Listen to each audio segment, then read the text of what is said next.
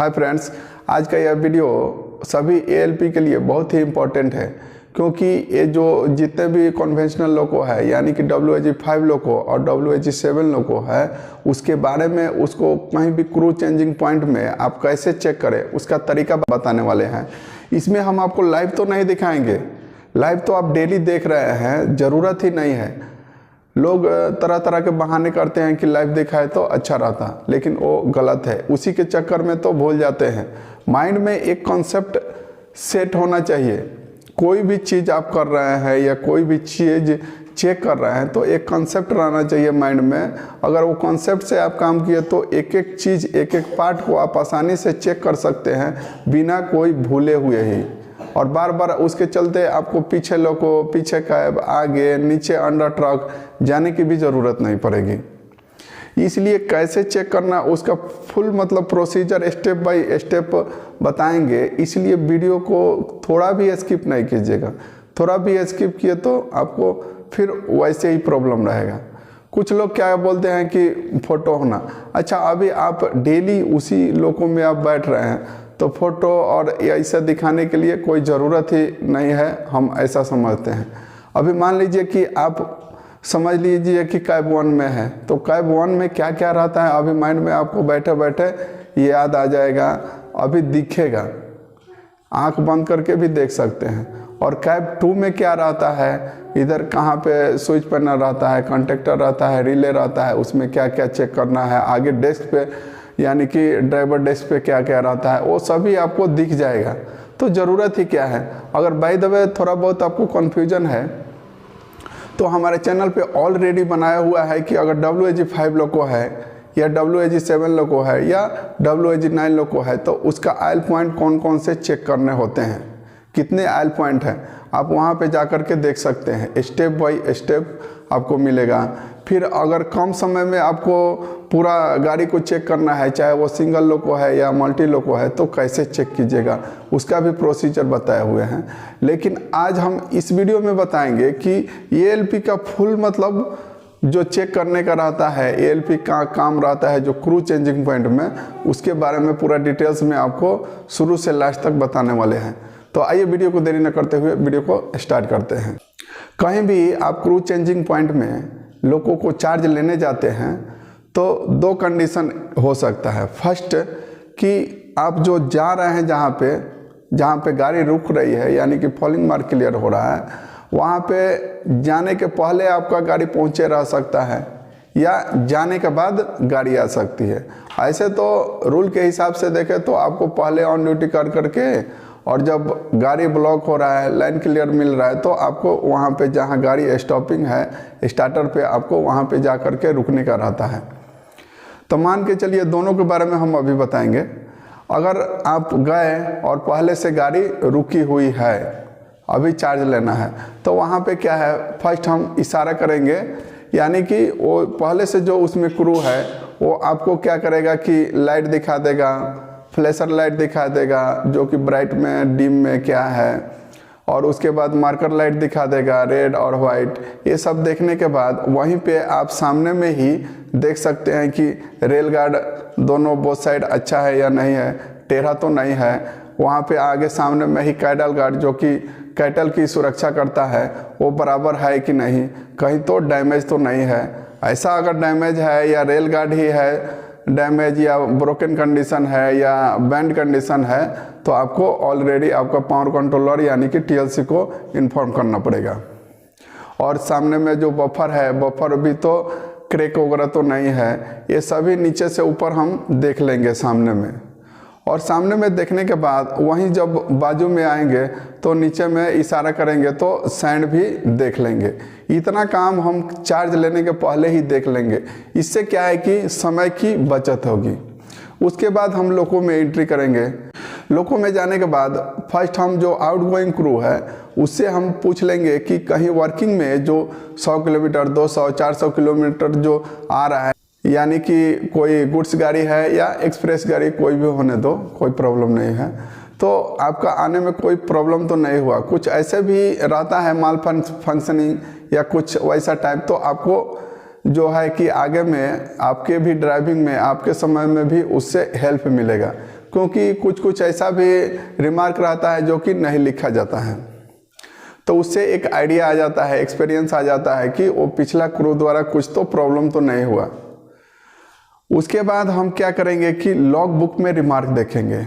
वो पहले ही देखना जरूरी है। ऐसा क्यों? क्योंकि लॉग बुक में रिमार्क जब देखेंगे तो हमें ये मालूम हो जाएगा कि कहाँ पे क्या प्रॉब्लम है। कहीं पे ऐसा हो सकता है वर्टिकल डैम्पर का नट मिसिंग है, या जे बोल्ट जो है उसका बोल्ट मिसिंग है जे ब्रैकेट का, या ऐसा कुछ छोटा छोटा आइटम होता है जो कि आपको ऐसा जैसे कि पहले से नहीं दिखे। तो पहले देखने से क्या होगा, रिमार्क मालूम होने से क्या है कि आपको माइंड में आ जाएगा कि कहाँ पे इस लोको में क्या प्रॉब्लम है, तो उसको आप अच्छा से ऑब्जर्व कीजिएगा। तो इसलिए फर्स्ट रिमार्क देखिए, और रिमार्क देखने के बाद लोको पायलट का जो काम है वो अपना कर लेंगे। अब वहाँ पे लोको पायलट का क्या काम है कि इधर में देख लेंगे अपना जो गेज में कि बराबर मेरा बीपी प्रेशर बराबर है, एमआर बराबर है, 3.5 kg बीसी प्रेशर है कि नहीं, यानी कि लोको ब्रेक अप्लाई है, सिक्योर है, ये सभी वो देख लेंगे। बाकी सब जो बीपीसी वगैरह देखना है, फॉर्मेशन देखना है, कंटिन्यूटी करना है, वो सभी अपना देखेंगे। लेकिन उसके पहले ये जो आपका रिमार्क देखने के बाद, यानी कि एएलपी को रिमार्क देखने के बाद क्या करना है कि फर्स्ट आरएस इमरजेंसी उसको उठाना है, पहले ही देखना है। ऐसा नहीं कि बाद में देखे तो क्या प्रॉब्लम है। बाद में आप लोको जो चेक कर लिए आरएस इमरजेंसी उठाते हैं। वैसा में क्या है, ज़्यादा ड्रॉप हो गया और फॉर्मेशन का जो है कि टाइम लग रहा है रिलीज होने में, ऑलरेडी सिग्नल मिल गया, तो उस समय में क्या है कि एक्स्ट्रा टाइम डिटेंशन होगा, गाड़ी रुकना पड़ेगा। क्योंकि जब तक फॉर्मेशन रिलीज नहीं होगा नॉच आएगा नहीं और आप स्टार्ट नहीं कर सकते।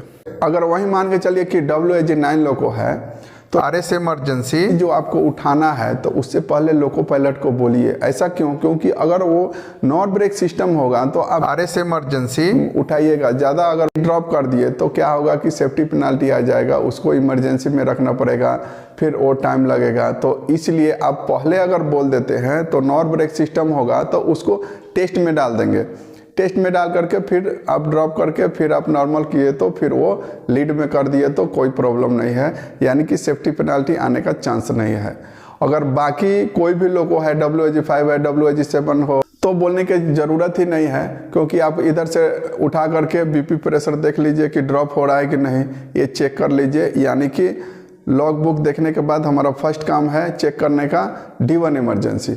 अब D1 इमरजेंसी काम कर रहा है, अब क्या चेक करेंगे कि कैब में ही जो आपका जितने भी आइटम है, यानी कि सेफ्टी आइटम, सेफ्टी फिटिंग है, उसको आपको देखना है।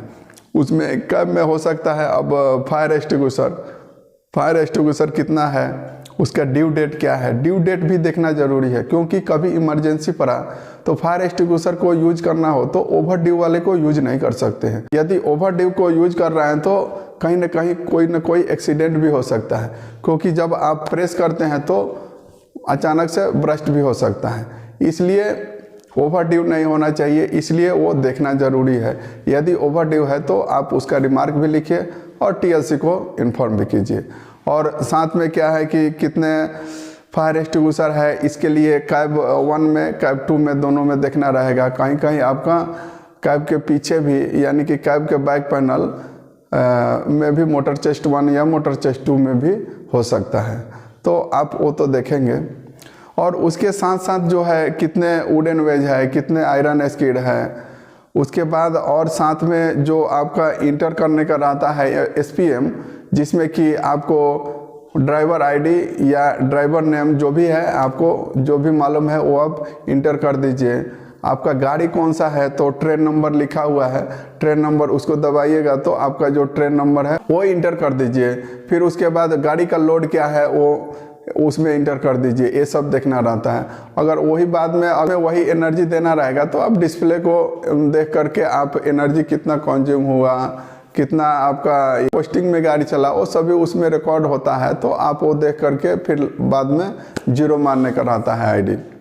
तो ये सभी कैब में जितने भी है, और आगे में आपको SA9 और A9 जो है उसका दो कॉक रहता है, यानी कि 2 इनलेट और 2 आउटलेट। यानी कि SA9 का 2 कॉक रहेगा, एक इनलेट और एक आउटलेट। वैसे ही A9 का भी एक इनलेट और आउटलेट है। तो ये 4 जो कॉक है वो ओपन कंडीशन में होना चाहिए। और उसके साथ ही बगल में रहता है हॉर्न का 2 कॉक, वो भी ओपन में होना चाहिए। ये सब चीज़ आपको सुनिश्चित करना है, देखना है। अगर वही मान के चलिए वो कैब 2 है, तो कैब 2 है तो आपका साइड पैनल में आपका स्विच पैनल रहेगा और इस साइड राइट साइड में आपका जो है कि रिले पैनल रहेगा और बीच में कंटेक्टर रहेगा। किसी लोगों में है जो कि साइड में फर्स्ट स्विच पैनल रहेगा, उसके बाद कंटेक्टर और रिले पैनल है।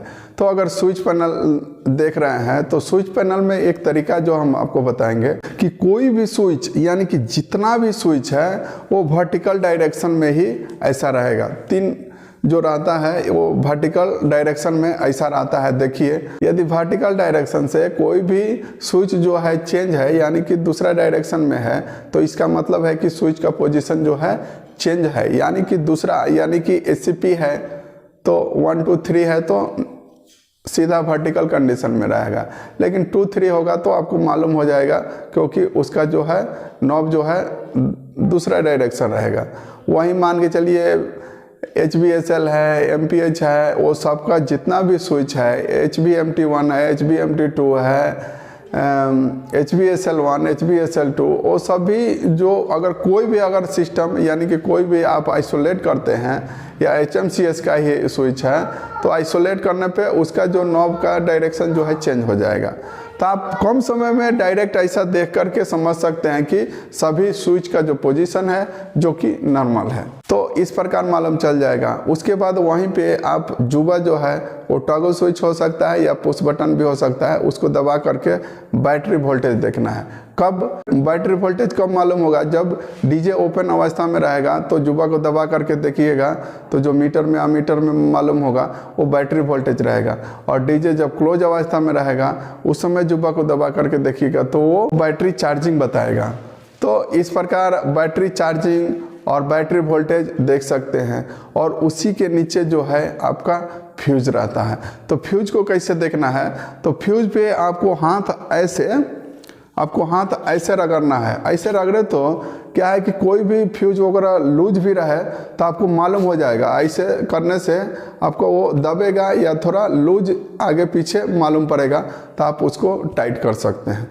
तो इस प्रकार फ्यूज को भी हमें चेक करना है। और उसका जो फ्यूज के लिए अलग स्पेयर जो फ्यूज रहता है जो कि 16 एम्पियर्स का रहता है, 10 एम्पियर्स का रहता है, 6 एम्पियर्स का रहता है, तो उसको भी लेकर के स्पेयर फ्यूज को भी LECC टर्मिनल पर डाल करके और आपको फ्यूज भी चेक कर लेना है। अगर डाले तो ऊपर में आपका जो बल्ब ग्लो होगा तो इसका मतलब है कि आपका फ्यूज जो है गुड कंडीशन है। तो इस प्रकार जो है हम स्विच पैनल में जितने भी आइटम है उसको हम आसानी से कम समय में अच्छा से चेक कर सकते हैं। स्विच में एक और बात बताएंगे कि कभी भी आप कोई भी चेक करने जा रहे हैं तो 2 चीज़ आपके हाथ में रहना ज़रूरी है। एक तो कपड़ा होना चाहिए और दूसरा कि एक छोटा सा वाइट टर्च लाइट रहना चाहिए। क्योंकि जुबा जो है कुछ कहीं पे ऐसा प्रॉब्लम आया है जहाँ पे टॉगल स्विच है वहाँ पे दबाने से फ्लैश हो गया और हाथ जल गया। ऐसा 2-3 केस आया है। तो इसीलिए कभी भी कपड़ा को यूज कीजिए अगर नंगा है तो। अगर पुश बटन स्विच है तो कोई प्रॉब्लम नहीं है। अब बात करेंगे कॉन्टेक्टर पैनल की। कॉन्टेक्टर पैनल में जो आपका जितने भी कॉन्टेक्टर है जैसे कि CP का है, CP 1 2 3 यानी कि C101, C102, C103 और ये जो आपका BLBMT1, BLBMT2 है जिसका कि C105, C106, MVRH है C107, MVRF है C108। ये सभी जो कॉन्टेक्टर जो है वो ओपन कंडीशन में अभी है या वो कोई वेल्डेड तो नहीं है या कोई वेज कंडीशन में तो नहीं है। ये सब चीज़ें हम देख लेंगे, कन्फर्म हो लेंगे। उसके बाद जो बगल में है तो रिले पैनल है। तो रिले पैनल में क्या है कि 7 जो सेफ्टी रिले है वो नॉर्मल कंडीशन में है कि नहीं ये देखना है, सुनिश्चित करना है। कोई टारगेट तो नहीं है, ये चीज़ देखना है। और उसके बाद उसका बहुत सारे रिले का जो इंटरलॉक है तो वो इंटरलॉक को भी देखेंगे, कहीं कोई वेज कंडीशन में भी तो नहीं है। ये सभी हम इंश्योर होंगे। और ये जो कैब मान के चलिए कैब 1 हो या कैब 2 है, कैब 2 में है तो ये एक्स्ट्रा ये सब चीज़ आपका आइटम रहेगा, यानी कि स्विच पैनल रहेगा, कॉन्टेक्टर रहेगा और ये आपका रिले पैनल रहेगा। बाकी कैब 1 रहेगा तो बाकी ये सब नहीं रहेगा, उसमें ओनली कैब 1 जो भी रहेगा, चाहे कोई भी लोको है, कैब 1 में ही हैंड ब्रेक रहता है। तो आपको हैंड ब्रेक जो देखना है रिलीज कंडीशन में है या नहीं, इंश्योर होना है। ऑलरेडी क्रू चेंजिंग में है तो वो रिलीज कंडीशन में ही रहेगा, लेकिन फिर भी आपको एक बार इंश्योर हो लेना है। तो कैब 1 और कैब 2 के बारे में मालूम कर लिए कि चेक करना कैसे है। उसके बाद हम क्या करेंगे कि कोई भी कॉरिडोर 1 या कॉरिडोर 2 से जाएंगे। तो कॉरिडोर 1 से जा रहे हैं मान के चलिए, तो उसमें हम फर्स्ट अगर मान के चलिए कैब 1 है तो कैब 1 के पीछे में ही आपका बैक पैनल में आपका सैंडर्स का 2 कॉक रहेगा, फिर ऊपर में पेंटो का कॉक रहता है। वो सभी नॉर्मल है कि नहीं, ओपन कंडीशन में है कि नहीं, ये सुनिश्चित करना है। उसके बाद अगर कैब 1 से के पीछे जा रहे हैं तो मोटर चेस्ट 1 होगा, जिसमें कि सीपी वगैरह रहता है, तो सीपी का ऑयल वगैरह चेक करेंगे। लेकिन जब हम अंदर में जाएंगे कैब में, यानी कि कॉरिडोर में जाएंगे चेक करने, उसके पहले हमें क्या करना है कि एक बार डीजे को ओपन कर लेना है और डीजे को ओपन करके ही जाएंगे उधर में चेक करने। अगर ऐसा सोच सकते हैं या कर भी सकते हैं कि बीएलसीपी को ऑफ करके आप अंदर में सीपी को चेक कर सकते हैं, लेकिन मेरा क्या मानना है कि कभी भी आप ओपन कर लीजिए, डीजे ओपन करके ही जाइए। इससे क्या है कि अगर किसी भी प्रकार का साउंड वगैरह है वो भी मालूम होगा, कहीं पे अंदर में लीकेज होगा। और दूसरी एक फ़ायदा और है कि बाय द वे बीएलसीपी आप ऑफ किए हैं, फिर अंदर में आए और बाद में आपको क्या है भूल गए कि बीएलसीपी को ऑन करना है, तो ऑलरेडी प्रेशर चला जाएगा और गाड़ी अगर डाउन या अप ग्रेडियंट में है तो रोल भी हो जाएगा। उस समय रोल होने लगा तो बचने का और गाड़ी को रोकने का कोई भी चांस नहीं है। एक बार रोल हो गया तो रोल होता ही। इसलिए आप कभी भी ओपन कीजिएगा तो हमेशा माइंड में भी रहेगा कि ऑलरेडी डीजे ओपन है, हमको क्लोज करना है। आपको भी मालूम रहेगा और लोको पायलट को भी। तो इसलिए कभी भी डीजे ओपन करके ही टर्च लेकर के एक छोटा सा कॉरिडोर में जाइए। और कैब 1 है चाहे कैब 2 है तो दोनों साइड में बैक पैनल में सैंडर्स का आपका पाइप भी रहेगा और उसका कॉक रहेगा। आपका ये पेंटो का कॉक होगा, यदि कैब 1 के पीछे है तो पेंटो 1 का कॉक होगा, और कैब 2 के पीछे बोले तो कैब 2 का पेंटो कॉक होगा। इसी प्रकार सैंडर्स का कैब 1 के पीछे सैंड 1 2 जो कैब 1 साइड का है उधर का रहेगा, और कैब 2 साइड के पीछे कैब 2 का उधर का सैंड कॉक रहेगा। तो ये सब देखेंगे। फिर सीपी देखेंगे, सीपी इधर से चेक कर लेंगे, फिर आगे में जाएंगे तो उसी प्रकार ST1 कंपार्टमेंट में सभी जो अंदर जाने की ज़रूरत नहीं है, टर्च एक रखा तो बस है। उसमें क्या है, टर्च के माध्यम से आप कोई भी टर्मिनल वगैरह सब बराबर है कि नहीं, कहीं से स्मोक वगैरह तो नहीं आ रहा है, कहीं से ऑयल फ्लैशेस तो नहीं है, और उसी प्रकार बढ़ेंगे। फिर ST2 कंपार्टमेंट में जाएंगे, उसमें भी CGR RPGR वो सभी जो है ट्रांसफार्मर ऑयल वो सभी देख लेंगे, GR ऑयल जो है वो देख लेंगे, ये सभी बराबर में है कि नहीं।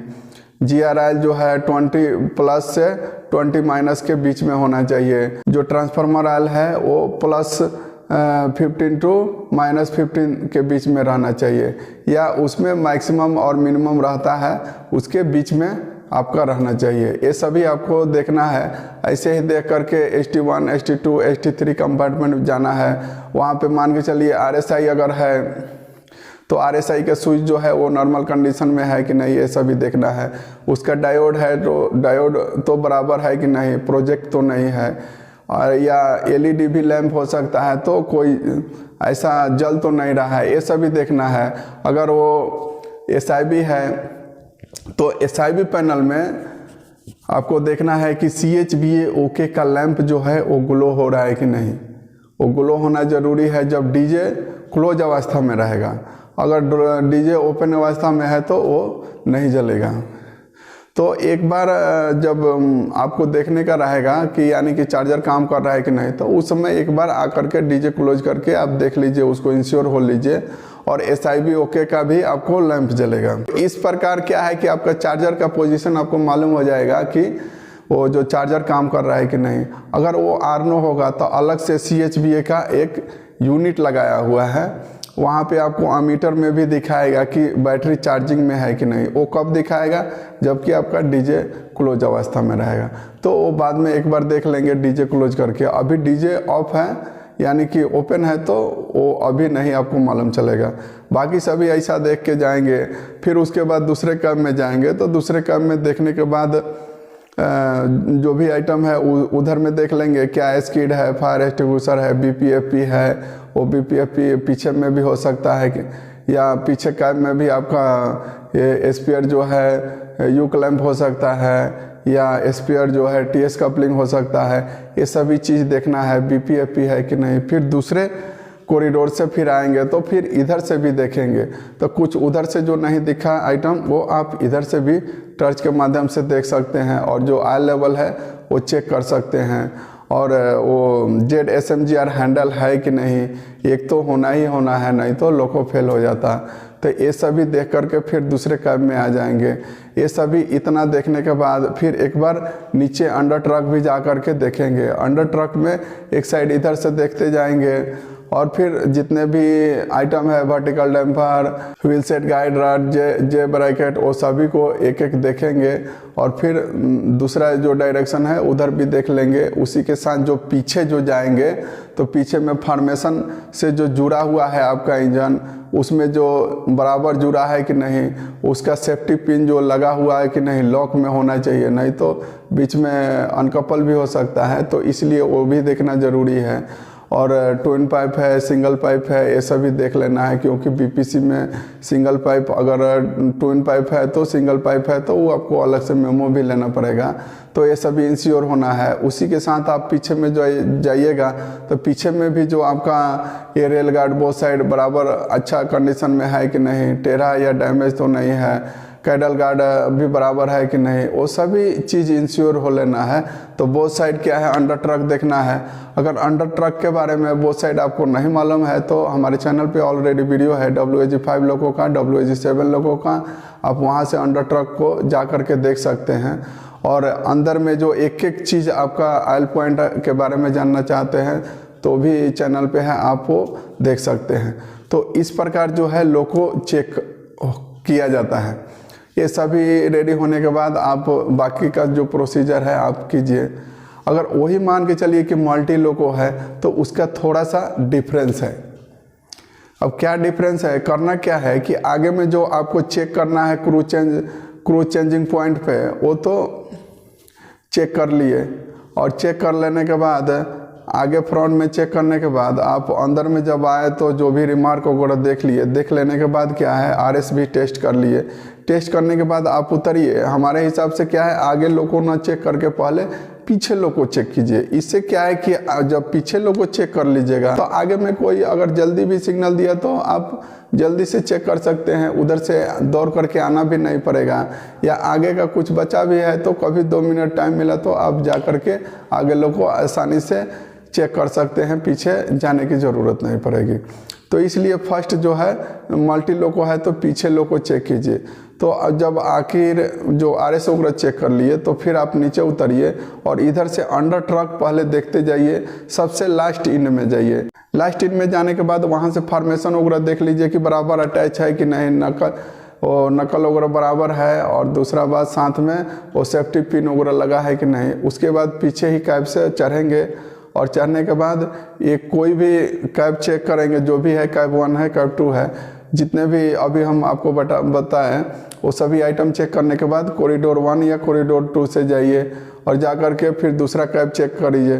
चेक करने के बाद फिर दूसरे कॉरिडोर से आना है रिटर्न, फिर वही सेम कैब में आइएगा। तो फिर जब आप इधर से जो गए थे तो आपको किधर उतरना है, नेक्स्ट दूसरा डायरेक्शन आप उतरिए। वहाँ से फिर आप फिर अंडर ट्रक चेक करके आइए और फिर आप आगे सामने में चढ़िए कैब में, और उधर में आप जो अभी जैसे बताए कि सिंगल लोको में, उस तरह आप आगे का लोको का चेक कर लीजिए। तो इससे क्या है, समय की बचत होगी। नहीं तो क्या है कि एक बार पीछे लोको ऐसे चले गए, फिर उधर चेक किए, फिर नीचे इधर अंडर ट्रक चेक किए, फिर एक बार आना पड़ेगा, फिर इधर अंडर ट्रक, तो उससे क्या है कि समय जो है ज़्यादा लगेगा। तो इस प्रकार हम समय का भी बचत करेंगे। और इस प्रकार चेक करने के लिए आपको क्या है, 2 चीज़ हमेशा साथ में रहना है, एक तो कपड़ा और दूसरा कि एक टर्च रहना छोटा सा। और उसके साथ साथ आपका ईजी और आपका पर्टिकुलर हमेशा मालूम रहने के लिए क्या है कि एक छोटा सा डायरी भी रखिए, जिसमें कि एक कलम बना करके रखिए, ऊपर में ट्रेन नंबर ऑलरेडी पहले से लिख करके रखिए। और दूसरा बात, इधर लीडिंग लोको और इधर ट्रेलिंग लोको ऐसा रखिए। और अब क्या करिएगा कि नीचे में अलग अलग इधर और इधर कलम बना के रखिए कि उसमें क्या है कि SPM, VCD और SIB ये सब कंपनी भी मालूम रहना पड़ता है। क्यों ऐसा कंपनी का ज़रूरत पड़ता है? VCD का कंपनी क्या है, SIB का, इसके क्या है कि अलग अलग फंक्शन रहता है। जैसे कि SIB का है, LL है, उसका अलग कुछ प्रोग्रामिंग है, सिस्टम है। अगर कभी प्रॉब्लम भी आया तो आप देखें तो सेड वाला पूछने से उसको मालूम नहीं रहता है कि कौन सा कंपनी का उसमें SIB है, तो आप बोले तो उसके हिसाब से, प्रोग्रामिंग के हिसाब से उसको आपको बता देगा। आपको समझिए कि ट्रबल शूट भी, इसलिए वो लिखना ज़रूरी रहता है। वहीं अगर SPM की बात करें तो SPM में डाटा भी रहता है। अगर कभी डाटा भी निकालना है, चाहे कुछ CLI द्वारा भी पूछना रहा है, तो आपको कौन सा SPM का अलग अलग हर का की रहता है।